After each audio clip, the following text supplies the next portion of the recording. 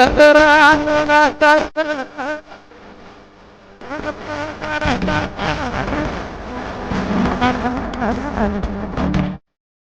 እንግዲህ ተመልካቾች በዓሉ ፋሲካ እንደመሆኑ ሃይማኖታዊ ዜማዎችን ባልደረባችን ጁሌት ተርላ አጠናቅሮታል። እሱን ተከታትለን ተመልሰን እንገናኛለን። በክርስቲያኑ ትንሣኤን ምክንያት በማድረግ ሞት ድል የተነሳበትን መንፈሳዊ ገድል 2 ወራትን ያህል መቃብረ ፍንቃሎች ቀደም ብሎ የነበሩትን ሂደት ኩነቶች ለማሰብ በጾም በጸሎት ያሳልፋሉ። ኃጢአት ነፍስ ተከፍሎ ድል የተነሳበትን ፈጣሪ ይህን የሰው ልጅ አሳሳች መንገድ ኃጢአት በይቅርታ ሊበቀለው ንጹሑን የእግዚአብሔር ልጅ ኢየሱስን ይሰቀል የሚል መፈክረ ጩኸት ታዲያ በሦስተኛው ቀን በሌላ ተአምራተ ዘውግ በዕለተ ሰንበት እሑድ ብቅ አለ። እነሆ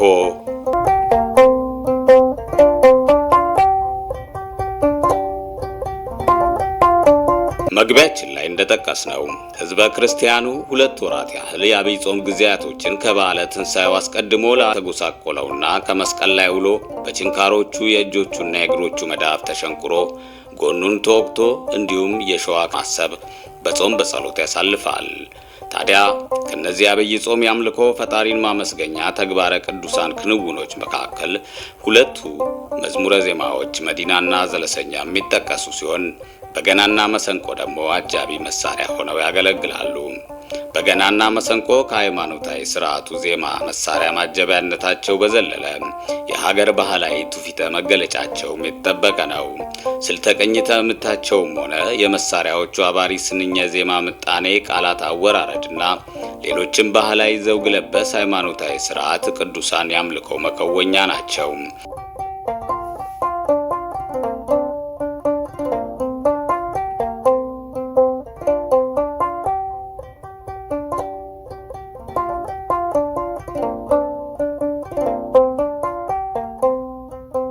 የ5000 ዓመት ዕድሜ ጠገብነት የዮባል ኦርቶዶክስ ቤተክርስቲያን ከምትጠቀምባቸው ጥንታዊና ቀደምት መካከል ታሪካዊውና ታሪካዊ የዜማ መሳሪያ በገና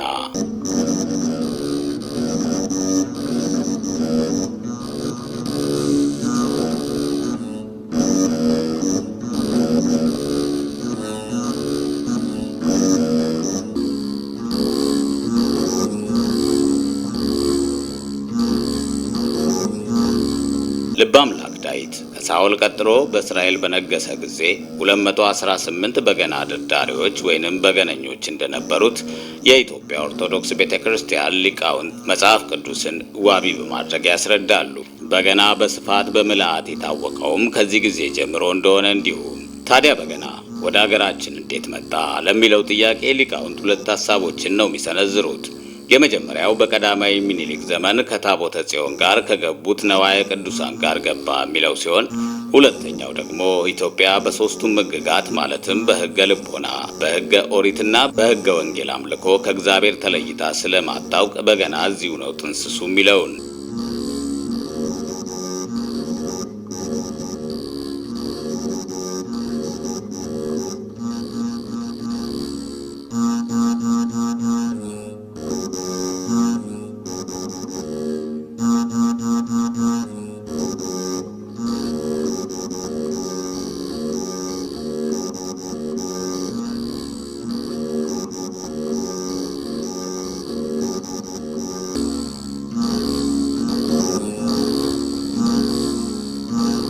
ብዙ የኢትዮጵያ ነገስታትም የቅዱስ ዳዊትን ፈለግ በመከተል በገናን ይደረድሩ እንደነበር ከነዚህ መካከል አጼ ቴዎድሮስ እና እቴጌ ጣይቱ ብጡልን ዋቢ በማድረግ መልአከ ብርሃን አድማሱ ጀንበሬ ሚስጥረ ሃይማኖት ዘይነገር በሚለው መጽሐፋቸው ገልጸውታል። ሆኖም ግን ላለፉት 50 ዓመታት ያህል በገናና በገነኞች ተመናምነው ነበር ለማለት ይቻላል። ይህን ችግር የተረዳው ማህበረ ቅዱሳንም ፕሮጀክት በመንደፍ በ1992 ዓ.ም 12 ሰልጣኞችን አሰልጥኖ በመጀመር በድጋሚ በመላው ኢትዮጵያ በቀጠለው የዜማ መሳሪያ አስተምሮት ቁጥሩን ከፍ ለማድረግ ተችሏል።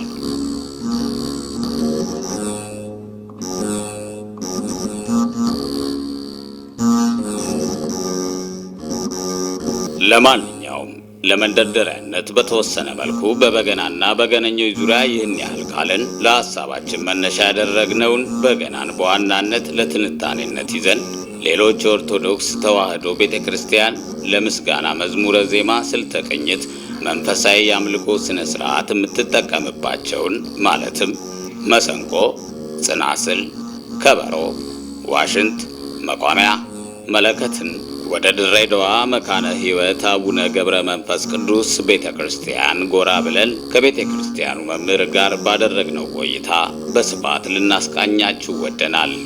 እንኳን ለጌታችን ለመድኃኒታችን ኢየሱስ ክርስቶስ ትንሣኤ በዓል ፋሲካ በሰላም አደረሳችሁ አደረሰን።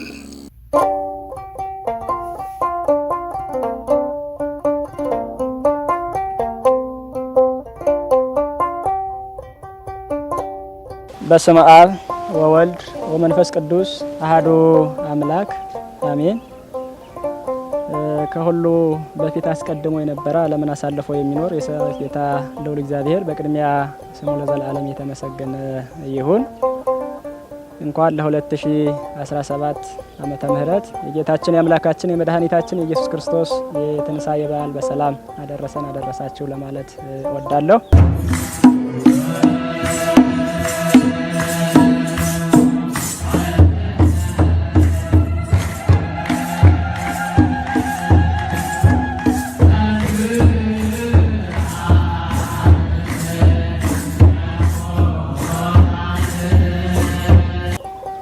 የኢትዮጵያ ኦርቶዶክስ ተዋሕዶ ቤተክርስቲያን ምእመናን በሙሉ በውጭም በሀገር ውስጥም የምትኖሩ ኦርቶዶክሳውያን በሙሉ ለዚህ ታላቅ በዓል በሰላም አደረሰን አደረሳችሁ።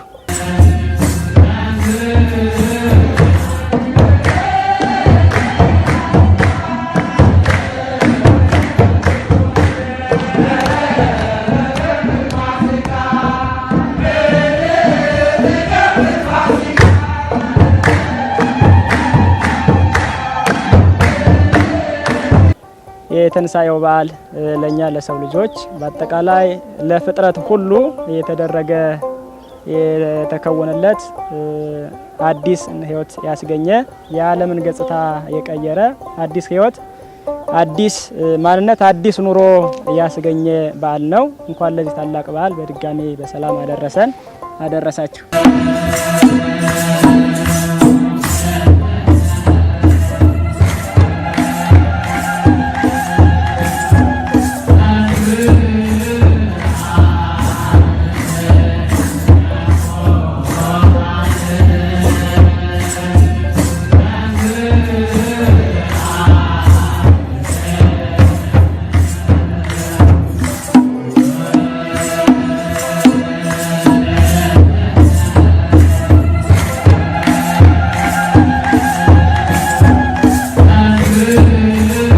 መጋቢ ሐዲስ መምህር ፍሬ ቃል ዘመድ እባላለሁ።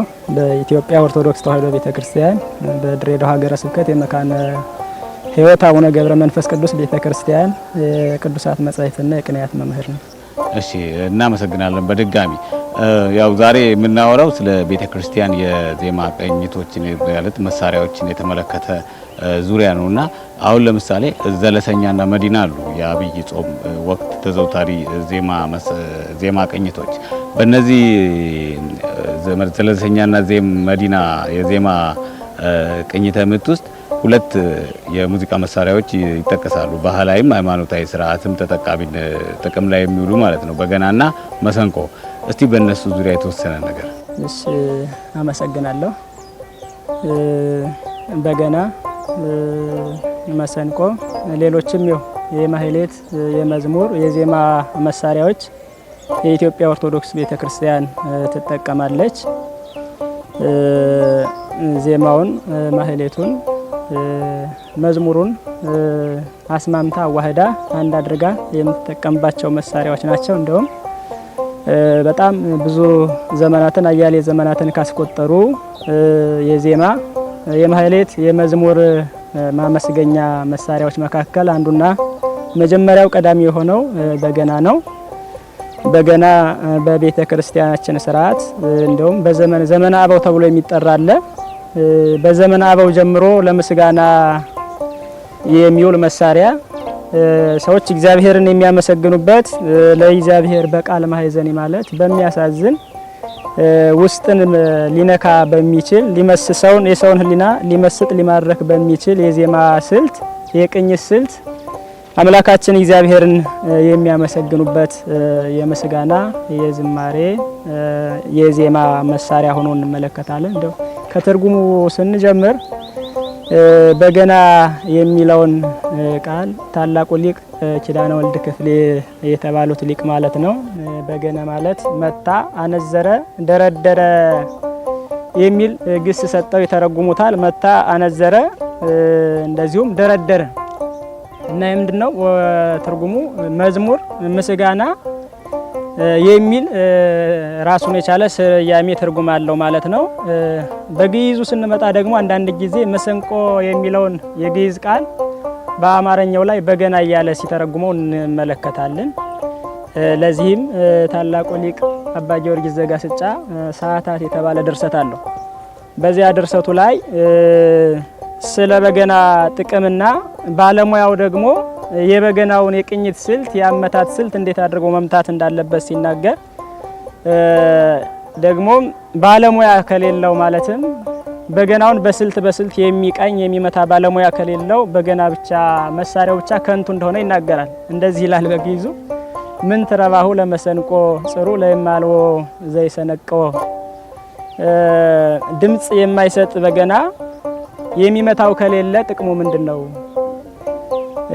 ድምጽ የማይሰጥ በገና ይሄ ድምጽ አልባ የሆነ ወይንም ደግሞ ባለሙያ አልባ የሆነ በገና ጥቅሙ ከንቱ ነው ያለ ይሄድና ወምን ተይደምጽ ንቃወ እንዚራ ዘስቁል እንዛ አልቦ ዘይሰነቆ። እንደዚሁም የተሰቀለ እንዚራ መለከት እንደማለት ነው። የተሰቀለ እንዚራ ዝም ብሎ ተሰቅሎ ቁጭ ያለ እንዚራ የሚያሰማው ድምጽ የሚሰጠው ድምጽ ማለት ነው ከሌለ የሚያሰማው ድምጽ ከሌለ ጥቅሙ ምንድነው እያለ ይናገራል። እና ዜማውን የሚያውቁ ሰዎች እንደዚሁም ደግሞ የዚህ መሳሪያው ባለሙያዎችም ሁለቱን አስማምተው ማለት ነው አስማምተው መደርደር መቃኘት አለባቸው። በገናው ከዜማው ጋር ከዜማ ስልቱ ጋር አብሮ እንዲሄድ ማለት ነው። እና ቤተክርስቲያን በዜማ አገልግሎቷ የሚገርመው ነገር ዋና የዜማ አይነቶችን አሳክቶ አቀናጅቶ መልክ አስይዞ የደረሰው ይታወቃል። ኢትዮጵያው ሊቅ ቅዱስ ያሬድ ነው። 3 የዜማ አይነቶች አሉ። እነዚህም ግዕዝ፣ ዕዝ፣ ላራራ ይባላሉ። እነዚህ ሁሉ ለእግዚአብሔር አገልግሎት ምስጋና በሚሰውበት በሚቀርቡበት ሰዓት እነዚህ መሳሪያ በቀደሙት ዘመን ማለት ነው በመጽሐፍ ቅዱስ መሰረታቸው መነሻቸው መጽሐፍ ቅዱስ ነው። ከመጽሐፍ ቅዱስ ጀምሮ አገልግሎት ላይ ይውሉ አገልግሎት ይሰጡ የነበሩ እንደዚሁም እግዚአብሔር የሚመሰገንባቸው የዜማ መሳሪያዎች ናቸው። የማህሌት የመዝሙር መሳሪያዎች ናቸው ማለት ነው። እንደውም እና በመጽሐፍ ቅዱስ ላይ እንደው መነሻውን ስንመለከት ኦሪት ዘፍጥረት ምዕራፍ 4 ቁጥር 5 ጀምሮ የተጻፈ ቃል አለ። ከአዳም ጀምሮ ስንመለከት 5ኛ ወይንም 4ኛ ትውልድ ሆኖ ላሜህ የሚባል ሰው ነበረ። እሱ ዩባል የሚባል ሰው ወለደ። የዩባል ልጆች ደግሞ በገናና መለከትን የሚደረድሩ ባለሙያዎች እንደነበሩ መጽሐፍ ቅዱስ ይናገራል። የዚህ ዩባል የተባሉት ልጆች ብዙ ልጆችን ወለደ እና ከአዳም ጀምሮ ስንመለከት 5ኛ ትውልድ ላይ በገና መደርደር መለከትም ደግሞ መንፋት እንደተጀመረና እግዚአብሔርን ሰዎች በዚያ ዘመን ላይ እና መነሻ ታሪኩ እንደውም ላሜህ የተባለው አይነ ስውር ነበረ። የሚመራው ሰው በጫካ ውስጥ እየመራው ይዞ ሲሄድ አይኑ ስለማይመለከት በጆሮ ብቻ ነበር የሚሰማውና ድምጽ ሲያንኮሻኩሽ ይሰማል። ጫካ ውስጥ እጄን ሞቀኝ የሚያንኮሻኩሽ ድምጽ ይሰማኛል። ምንድነው? እስኪ ደንጃ አምጣ አለ። ደንጃ አንስቶ ሰጠው። የሚመራው ቢወረውር አባቱን ቃየልን ገደለ ይላል። ከዚያ ለቤተሰቦቹ ተጸጽቶ ሳያቅ ነው ማን እንደሆነ በአይኑ ስለማይመለከት ድንገት ማለት ነው ቃየል ምክንያቱም ወንድሙ አቤልን ከገደለ ጊዜ ጀምሮ በጫካ ውስጥ በምድረ በዳ ውስጥ ሲቅበዘበዝ ነበር የሚኖረው። ድንገት በአጋጣሚ ነው የተገናኙት ማለት ነው እና አባቱን ወሮሮ ቢሰድ አባቱን ገደለ። ከዚያ ተጸጽቶ በጣም በልቅሶ በእንባ ማለት ነው ለቤተሰቦቹ ላከ። አባቴን ቃየልን ገደልሁ ወዮ እያለ እያዘነ ከዚያ ዩባል ልጁም ሰማ፣ የዩባል ልጆችም የልጅ ልጆቹ ማለት ነው ሰሙ። ከዚያ በቃል በሚያሳዝን ድምጽ ይሄ በገና እየደረደሩ እየመቱ የሐዘንን ቁርቁሮ ማለት ነው የጸጸት ምስጋና ዝማሬ እያቀረቡ በዚያ መልኩ የቤተሰቦቻቸውን ሞት ማለት ነው በሐዘን ገልጸዋል ማለት ነው። ከዚህ ጋር በተያያዘ እንደው በገናና ማሲንቆ ያው ቀደም እንዳልነው መዲናና ዘለሰኛ ዜማዎችን እንደ ማጀቢያ መሳሪያነት እንጠቀማለን። በቤተ ክርስቲያን ታሪክ ውስጥም ትልቅ ቦታ የሚሰጣቸውና ጥንታዊነትም የተላበሱ ናቸው። ከልዩነትና ከመመሳሰል አንፃር እንዴት ይታያሉ ሁለቱ የዜማ መሳሪያዎች? ሁለቱም የዜማ መሳሪያዎች የታወቀ ነው። በአሰራራቸው ስንመለከታቸው አሁን ላይም ጥቅም እየሰጡ ያሉ ስለሆነ አሰራራቸው እጅግ በጣም የተለየ ነው። ግን እንደ ቤተ ክርስቲያናችን ስርዓት ከሆነ ሁለቱም ጥቅማቸው የሚሰጡት ጥቅም እግዚአብሔር እንዲመሰገንና ያ ደግሞ ተመልካቹ ወይንም ታዳሚውን ሰው ማርከው ለዚያ ለታሰበው ዓላማ አይምሮ ህሊናው እንዲገዛ እንዲማረክ ማድረግ ነው የሁለቱም ዓላማ። ቅድም እንደነገርሁ ወይንም መግቢያ ላይ እንደተናገርሁት በአማርኛው ነው ልዩነት ያላቸው እንጂ በግዕዙ ስንመለከት መሰንቆ የሚለውን በገና እያለ ነው ሲፈተው የምንመለከተው እና ሁለቱ አንድ ናቸው እንዳንል ደግሞ በተግባር አሁን ላይ አገልግሎት እየሰጡ ያሉበት መንገድ የተለያየ ነው። ግን ሁለቱም ዓላማቸው ምንድነው ከተባለ ለሚፈለገው ዓላማ የሰው ልጅ ህሊና መማረክ እንዲችሉ መመሰጥ ህሊና ውስጥን መግዛት እንዲችሉ በሚያስችል መልኩ ለተፈለገው ዓላማ አገልግሎት ይሰጣሉ ማለት ነው። ለእግዚአብሔር ሲሆን ለምሳሌ እንደውም በተለየ መልኩ ደግሞ ስንመለከት የዚህ ባለሙያ ሀብቱም ከእግዚአብሔር ተሰጥቶት ደግሞ በተለይ በዚያ ዘመን ይጀመር እንጂ በተለየ መልኩ ሀብቱም ጸጋውም መክሊቱም ተሰጥቶት በአገልግሎት ላይ ያዋለው ደግሞ ነብዩ ዳዊት ነው። ሀብተ በገና ማለት የበገና ሀብት ተሰጥቶት መደርደር በዚህ በአንደኛ ሳሙኤል በመጽሐፍ ቅዱስ ላይ እንደውም ስንመለከት በአንደኛ ሳሙኤል ምዕራፍ 16 ቁጥር 23 ላይ የተጻፈ ነው ስለርሱ ስለ ዳዊት ማለት ነው። በገና መደርደር እና ታዋቂ በመጽሐፍ ቅዱስ የሚታወቀው በገና በመደርደር በገና የመምታት ብቻ ሳይሆን በገናውን ሲመታ ደግሞ በሽተኞችን ሁሉ የመፈወስ ሀብት ጭምር አብሮ በሀብተ በገናና ሀብተ ፈውስ ይባላል። እነዚህን አብሮ ከእግዚአብሔር ተሰጥቶት በሽተኞችን ይፈውስበት ሲደረድር ማለት ነው።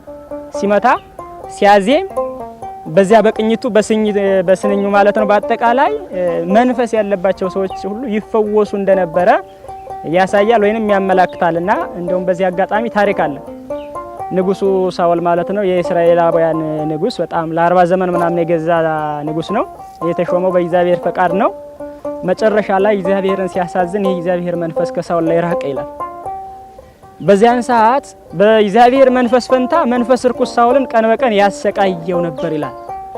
ከዚያ በገና የሚመታ ሰው ሀዘኑን የሚያስረሳ በሽታውን እንዲረሳ ለማድረግ ቤተሰቦቹ ወይንም ደግሞ አገልጋዮቹ ባለሟሎቹ ማለት ነው በገና የሚደረድርለት ሰው እንዲያመጡ የሚደረድር ሰው እንዲያመጡ አዘዛቸውና ሲፈለግ ባለሀብቱ ባለሙያው ደግሞ ጸጋ መክሊት የተሰጠው ዳዊት ነበረ። በዚያን ዘመን ዳዊትን ይዘውት መጡ። ዳዊት ከፊቱ ቆሞና ይሄን በገና ሲደረድር የሚገርመው ነገር ሳኦል ህሊናው ያርፍ ነበር ይላል።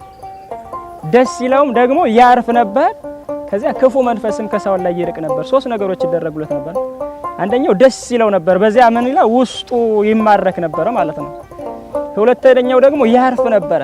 ያ በሽታው ረፍት የማያስገኝ ነበር። ነገር ግን በዚያ በምስጋናው በበገናው ቅኝት ዳዊት በሚያቀርበው ምስጋና ሳኦል ያርፍ ነበር፣ ረፍት ያገኝ፣ ክፉ መንፈስም ከርሱ ይርቅ ነበር ብሎ ይናገራልና ይሄ በገናና መሰንቆ ተያያዥነት ያላቸው ናቸው። በስሪታቸው ምናልባት ያኛው ራሱን የቻለ አሰራር ይኑረው፣ መሰንቆም ራሱን የቻለ አሰራር ይኑረው እንጂ ተመሳሳይነት ያላቸው ናቸው ማለት ነው አገልግሎት የሚሰጡት።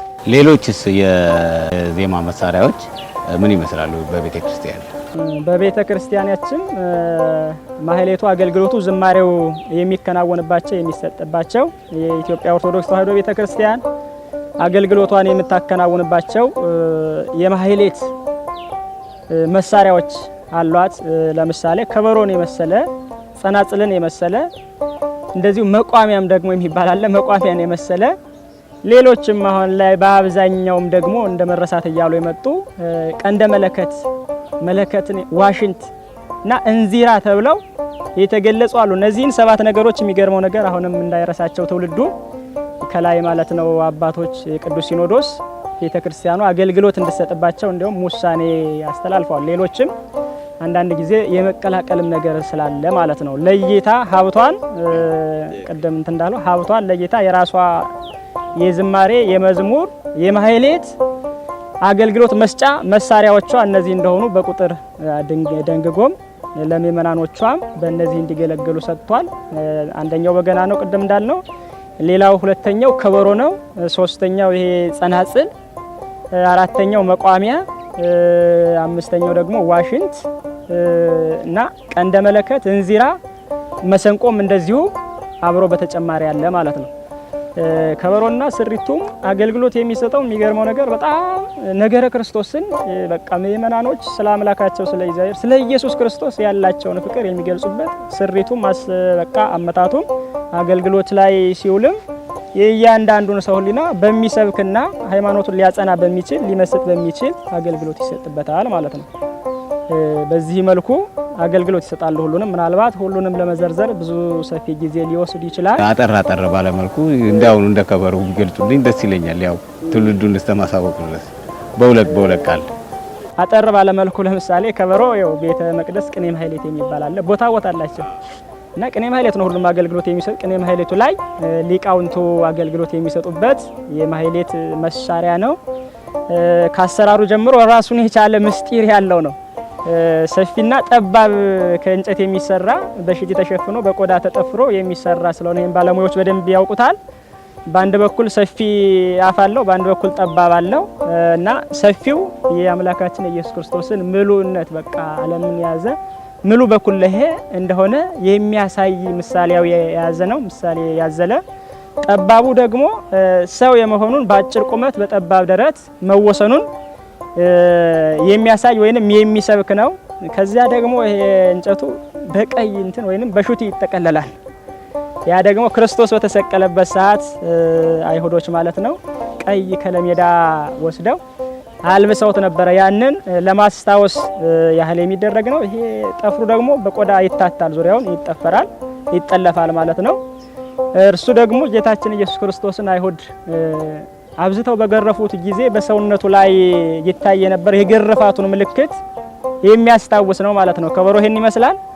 ሌላው ደግሞ ጸናጽልን ስንመለከት ጸናጽልም በነገራችን ላይ ሁሉም መጽሐፍ ቅዱሳዊ ናቸው። በሰፊው ለመመልከት ባጭሩ በዳዊት መዝሙር 150 ላይ ስለነዚህ የመዝሙር መሳሪያዎች የማህሌት መሳሪያዎች ሁሉ በሙሉ እግዚአብሔርን በከበሮ አመስግኑት፣ እግዚአብሔርን በጸናጽል መልካም ድምጽ ባለው ጸናጽል አመስግኑት እያለ ነብዩ እግዚአብሔር ዳዊት እንደሚል ሰብህቦ በጸናጽል ዘሰናይ ቃሉ ድምጹ መልካም በሆነ ጸናጽል ማን እግዚአብሔርን አመስግኑት።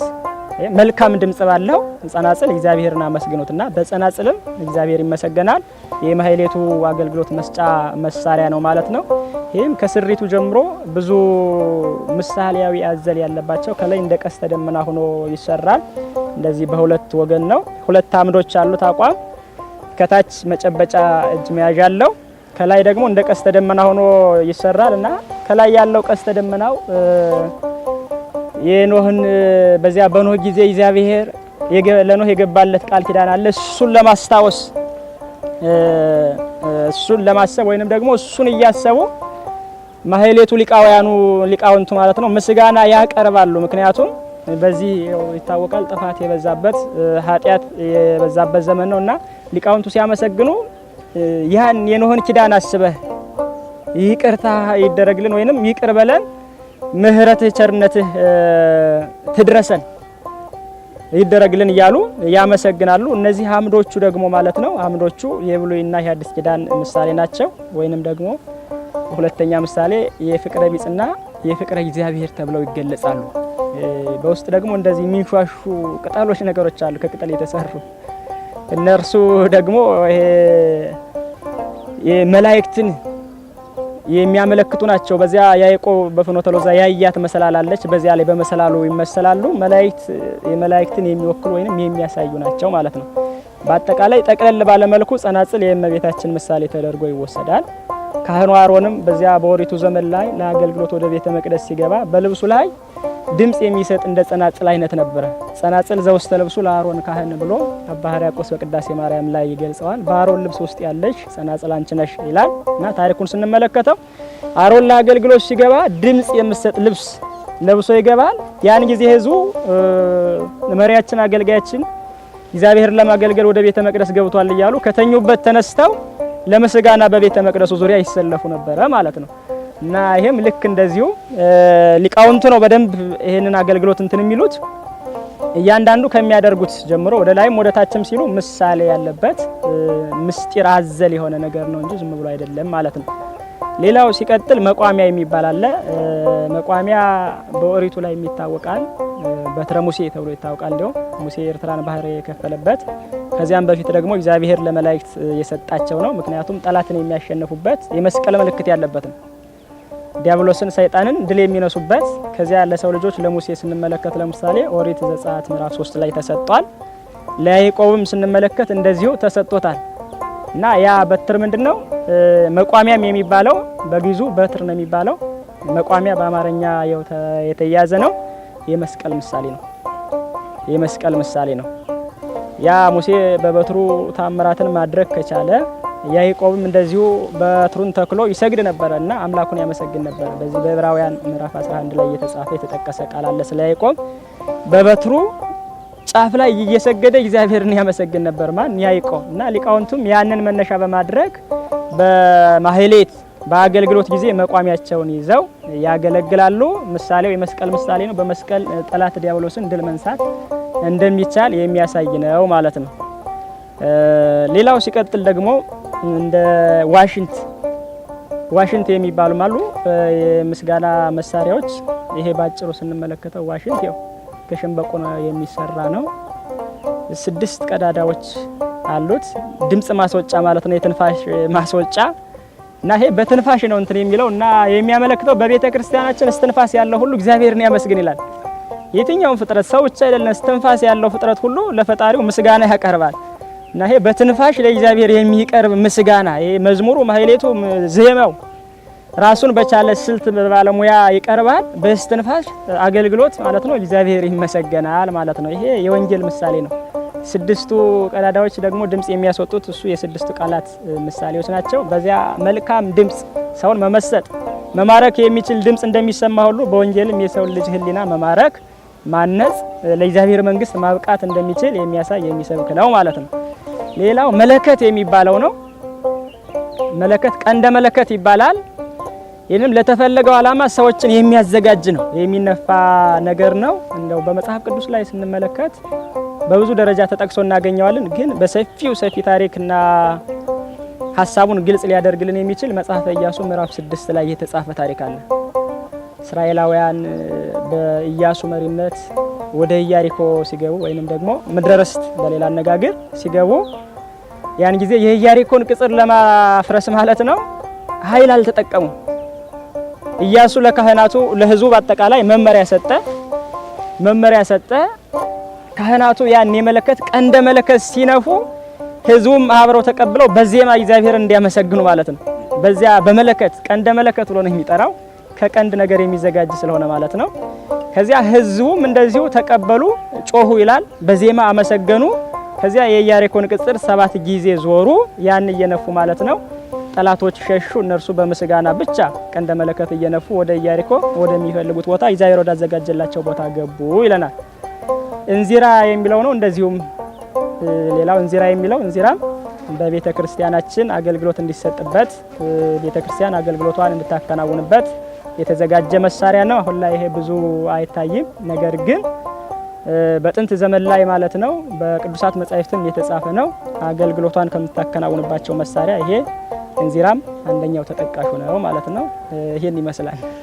መምህር በጣም ነው የምናመሰግነው። በጣም ቆንጆ ቆይታን ያደረግነው ለትውልድ መማሪያ የሚሆኑ ብዙ አንኳር ነጥቦችን አንስተዋል። በጣም እናመሰግናለን። እንኳን ለጌታችን ለመድኃኒታችን ለኢየሱስ ክርስቶስ የትንሣኤ በዓል በድጋሚ ያደረሱት ማለት እፈልጋለሁ። በድሬዳዋ መገናኛ ብዙኃን ድርጅት ስም መቃብር ፈንቅሎ ድንጋይ አንከባሎ ሞትን አስሸነፈ ሁሉን ጉዳስ ብሎ ኢየሱስ ክርስቶስ በሕይወት አለው ብሎ ትንሣኤም ለዓለም ሕዝብ ሁሉ ሆነ።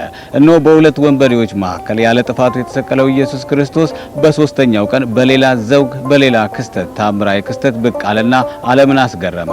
ሞትም በሕይወት ተሸነፈ። እንኳን ለትንሣኤው በዓል አደረሳችሁ አደረሰን። ከድሬዳዋ ቴሌቪዥን ስትከታተሉት የነበረው ልዩ ፕሮግራም ነበረ። ፕሮግራሙ እንግዲህ ያጠነጥን የነበረው በቤተ ክርስቲያን የዜማ መሳሪያ ቅኝት ዙሪያዎች ነበረ። በእውነቱ መምህር ሰፊ ማብራሪያ የሰጡን እናመሰግናለን። መልካም የትንሣኤ በዓል በድጋሚ ይሁንላችሁ።